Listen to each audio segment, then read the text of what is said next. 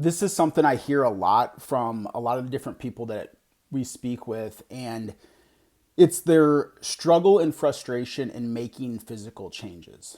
Losing weight, building lean muscle, building their butt, toning up everywhere. It's something obviously why a lot of people reach out is because they're struggling so much on their own. Two important things that I notice the most. Number one is they're doing things that don't actually align with their goals. So what do I mean by this specifically? You have somebody that wants to look really good. They want to build their butt. They want to be toned. They want to be lean. They want to carry a little bit of muscle. And all they're doing workout wise is running.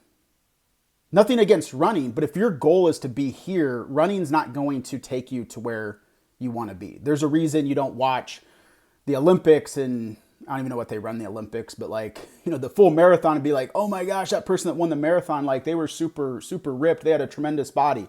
Nobody says that because they're not training to have an amazing body. They're training to win a gold medal. So that's the first thing, is making sure your goals and what you're doing on a daily basis or weekly basis is actually aligned with where you want to be. I see so many people where they want to go, there's just a misalignment in what they're actually doing and where they want to be.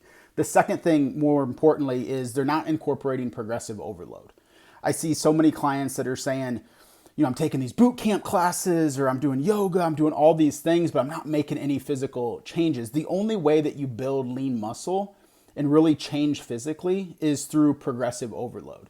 And what I mean by progressive overload is it can be one of two things, ideally a combination of the two. It means getting stronger over time or increasing your training volume and intensity. So for example, say week 1, you're doing dumbbell curls, 3 sets of 10 with 10-pound dumbbells. And a month later, you're doing 3 sets of 10 with 15-pound dumbbells. That is an example of progressive overload where in a month's time span, you're starting to lift more weight. The other example could be week 1, you're doing 3 sets of 10 reps with 10-pound dumbbells. And then a month later, you're doing 5 working sets with 10-pound dumbbells, 10 reps. So that is an example of increasing the intensity or volume, if you will.